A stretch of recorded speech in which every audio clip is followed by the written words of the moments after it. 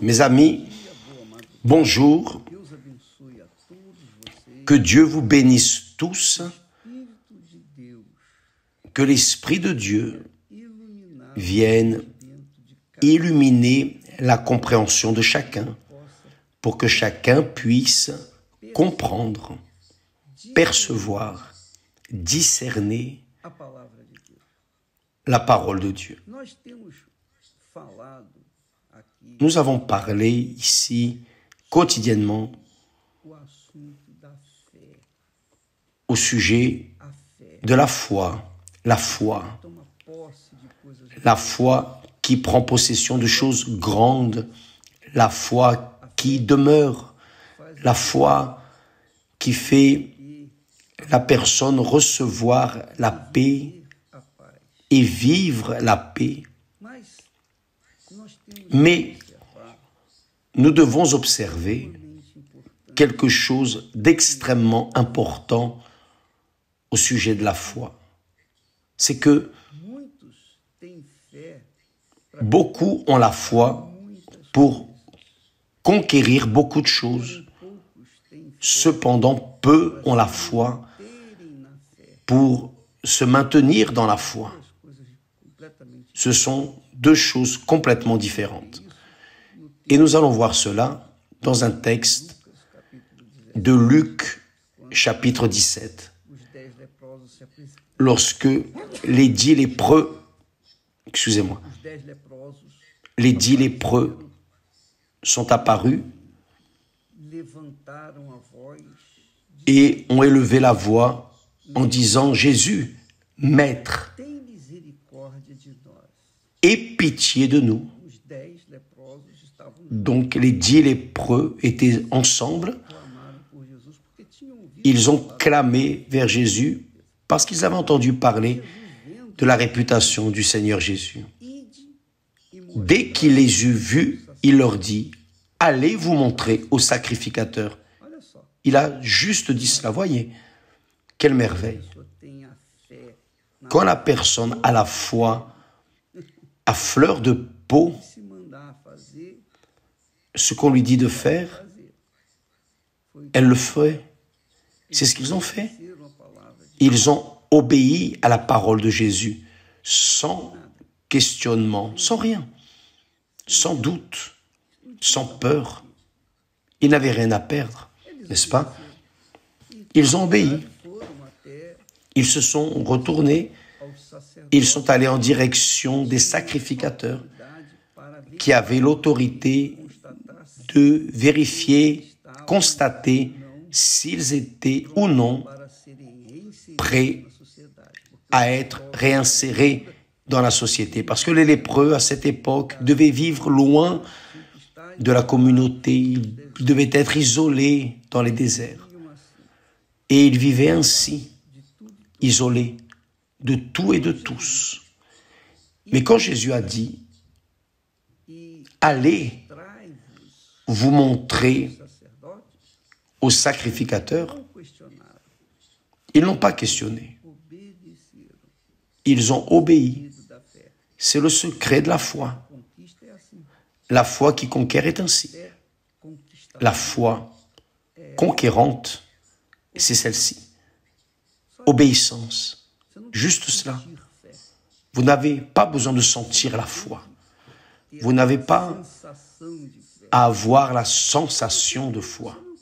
Ou vous croyez ou vous ne croyez pas. Si vous croyez, vous obéissez. Si vous ne croyez pas, vous n'obéissez pas. C'est simple, facile, objectif et direct. Tout le monde peut avoir cela. Personne n'a rien à payer. C'est gratuit.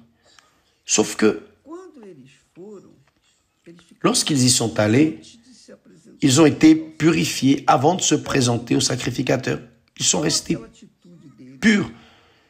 La simple attitude sincère les a rendus saints. Mais qu'est-il arrivé? Juste un, vous connaissez déjà l'histoire. L'un d'eux, se voyant guéri, revint sur ses pas, glorifiant Dieu à haute voix. Imaginez la joie de cet ex-lépreux. Il était confiné à la solitude, au désert, mais quand il a été guéri de sa lèpre, quelque chose d'extraordinaire, magnifique, il est revenu pour glorifier Dieu. Il tomba sur sa face aux pieds de Jésus. Le texte dit, il tomba sur sa face aux pieds de Jésus. Il tomba sur sa face. Il lui rendit grâce. C'était un Samaritain. Les Samaritains ne s'entendaient pas. Ils ne s'entendaient pas avec les Juifs. Donc, Jésus, voyant cette attitude de foi permanente, parce que ils ont eu la foi pour être guéris. Maintenant, un seul a eu la foi pour rester dans la foi, parce que il est tombé aux pieds de Jésus et lui donnait grâce. Et Jésus, prenant la parole, a dit, les 10 n'ont-ils pas été guéris? Et les 9 autres, où sont-ils? Et les 9 autres, où sont-ils? Évidemment, tous ont été guéris. Et Jésus savait déjà cela. Il a guéri les 10, il savait qu'un seul reviendrait. Même ainsi, il a demandé. Pourquoi? Parce que c'est le mode opératoire de l'être humain. L'être humain est ainsi. Il a reçu la bénédiction. Bye bye. Merci, grâce à Dieu. Et il va vivre sa vie. C'est ce qu'ont fait les 9 lépreux. Ils ont eu la foi pour être guéris, mais n'ont pas eu la foi pour ni même venir remercier Dieu. Encore moins le suivre. Et c'est ce qui se passe beaucoup avec les personnes. Elles reçoivent les bénédictions, sont guéries, sont délivrées. La vie se transforme, enfin. Mais avec le temps, beaucoup se découragent. Avec le temps, elles restent plus préoccupées avec les bénédictions, dans l'administration des bénédictions, que avec celui qui les a bénis, dans le Seigneur qui les a bénis. Donc, mes amis, faites très attention parce que cela est fondamental. Dieu sait en avant qui sera sauvé, qui ne sera pas. Beaucoup sont appelés, peu sont élus. Et le peu d'élus sont ceux, précisément, qui demeurent dans la foi. Par exemple, hier, nous avons eu un grand réveil de paix. Beaucoup de personnes ont scellé une alliance de paix avec Dieu. Beaucoup de personnes ont été bénies. Des témoignages merveilleux. Nous regardons, nous voyons quotidiennement. Cependant, toutes ne se maintiendront pas dans cette foi. Malheureusement, pourquoi? Parce qu'elles ont résolu leurs problèmes, ont rempli leur ventre, n'ont plus faim, n'ont plus de besoin, elles vont prendre soin de leur vie. C'est-à-dire, elles traitent le Très-Haut comme avec dédain. Pourquoi? Parce que, merci, le Seigneur m'a guéri, grâce à Dieu. Elle a parlé à d'autres personnes, a témoigné, j'étais guéri, ceci, cela est arrivé. Mais avec le temps, elles enlèvent le focus de la foi permanente pour commencer à vivre en accord avec le monde. Et là, elle se tourne vers le monde et elle pense que cette bénédiction conquise va demeurer. Elle ne va pas, non. Parce que la foi est ainsi.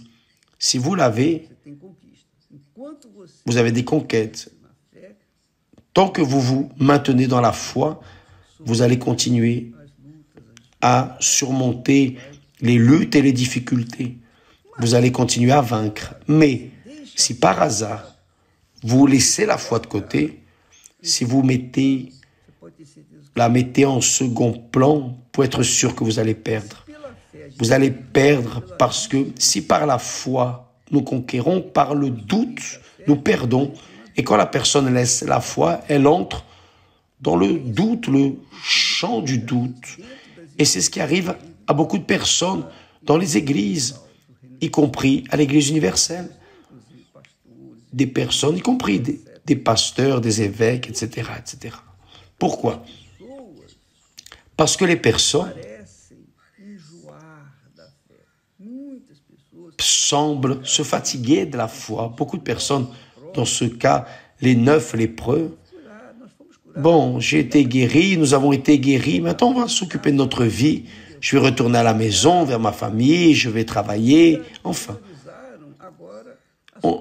Ils ont priorisé leur propre vie et ont oublié qu'il y a peu, ils étaient seuls, abandonnés. Ils étaient en train de vivre de désert en désert, confinés à la solitude, à la mort, confinés à la mort. Mais maintenant, ils ont reçu la vie. Bon, grâce à Dieu, j'ai résolu mon problème, c'est-à-dire, ils ont traité Jésus comme un médecin. Vous allez chez le médecin, vous avez guéri le mal de ventre, bye bye. Vous avez, quel que soit votre problème, vous avez résolu le problème. Merci beaucoup, grâce à Dieu, etc. Et vous allez prendre soin de votre vie. Mais avec Dieu, ce n'est pas comme ça.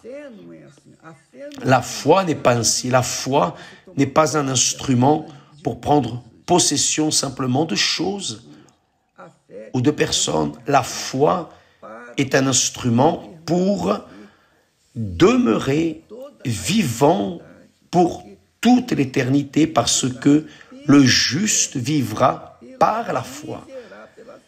Vivra par la foi. S'il revient, dit le Seigneur, mon âme n'a pas plaisir en lui. Donc, vous devez convenir que certainement le Saint-Esprit est en train de parler à beaucoup de personnes en cet instant. Certainement. Vous devez comprendre la chose suivante. Votre vie ne se restreint pas à ce corps que vous voyez, parce que tout cela va finir. Tôt ou tard va finir. Tout va finir. Il ne restera pas pierre sur pierre, mais ceux qui demeurent dans la foi vont y arriver, vont prendre possession de la vie éternelle. Les autres, bien les autres, vous savez déjà. Maintenant, voyez bien, parfois la personne traite la foi précisément avec dédain parce qu'elle ne voit pas son importance fondamentale dans sa vie quotidienne, parce que si vous vivez dans la foi, vous vivez dans la certitude. Il peut y avoir une guerre à l'extérieur, mais en vous, il y a une assurance, une certitude. Et cette certitude, cette assurance, vous maintiennent dans la lutte et en train de conquérir.